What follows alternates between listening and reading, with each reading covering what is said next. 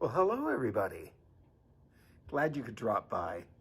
You know, today, as you can see, I'm being visited by my good friend Barney. Do you know Barney? Yeah, we know each other. How are ya? Well, I'm glad you two know each other. Well, sit down, make yourself at home for a few minutes. Now, Barney and I were having a little discussion before you came in, and Barney, tell me what your question was. Well, I had a question, and I was wondering, when you break the law for speeding, the penalty the officer gives you is a ticket, and you have to pay a fine, money, to the government as punishment for breaking the law. Well, yeah, that's true. And if I break the law by stealing money from the bank, I might deserve to go to jail, right? Right. And if I kill someone, I'll probably go to jail for even longer time, right? Oh, yeah, you'd go to jail for a long, long time. Okay, so these are what our sins deserve when we commit a crime against the government. But to God, what do our sins deserve? When we break God's law, what penalty is there? What do our sins deserve? Well, you know, funny you should ask that, Barney, because the question in the Catechism this week is, what does every sin deserve? And what does every sin deserve? Well, the answer is right here. Every sin deserves both God's wrath and curse, both in this life and in that which is to come.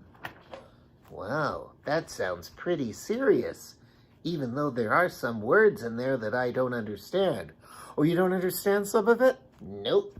Well, okay, I'll go through the answer again. I'll repeat it.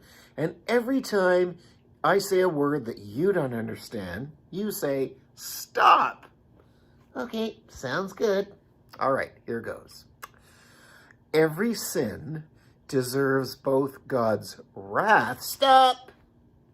Okay, what don't you understand? What is God's wrath? Oh, well, God's wrath is his righteous anger. Wait a minute, God gets angry? But I thought that God was love. Oh, God is love, but he can also get angry as well. God hates sin, and he gets angry at sin. Does the Bible say that God is full of wrath against sin? Yes, it does. For example, in Ephesians chapter 5, verse 6, it says, God's wrath comes on those who are disobedient. Well, that's pretty clear. Okay, back to the Catechism. Okay. Every sin deserves both God's wrath and curse. Stop! What's a curse? Well, a curse is to say something to inflict harm on someone.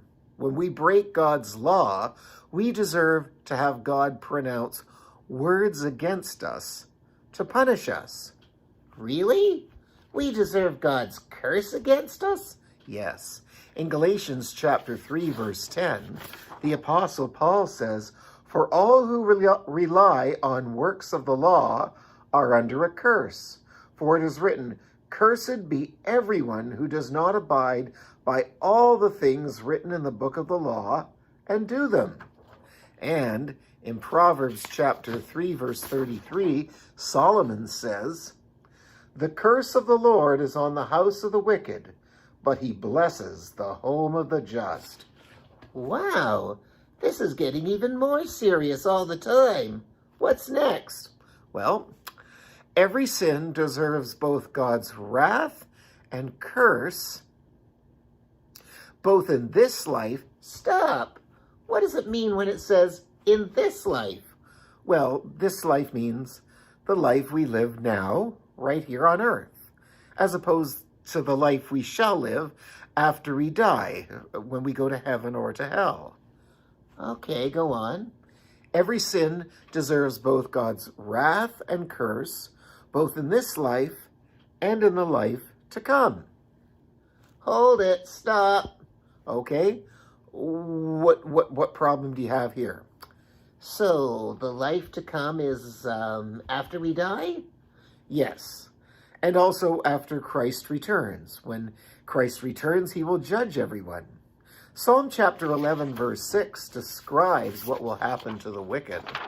It says, "Upon the wicked he will rain coals, fire and brimstone, and a burning wind shall be the portion of their cup." And in Revelation chapter 21, verse 8, it says,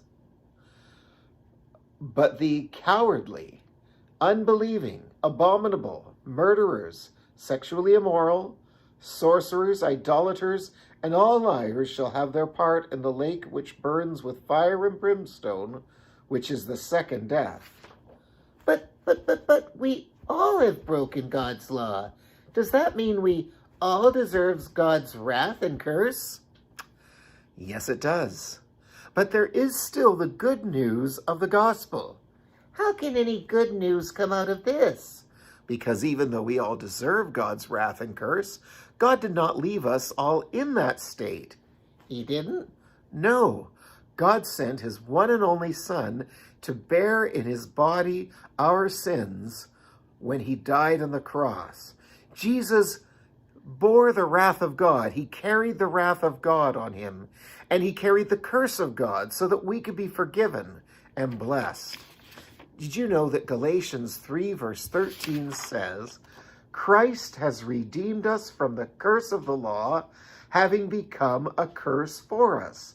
For it is written, 'Cursed is everyone who hangs on a tree.'" Jesus did that for me? No wonder they call it the gospel good news. I think I'm beginning to understand why Jesus is so important. Well, I'm glad you're starting to understand that, Barney. Well, that's all for today, everyone. See you next time when, Lord willing, we will learn what God requires of us so that we may escape the wrath and curse that we deserve. Well, that sounds like an important lesson. It sure is. Don't miss it. See you later.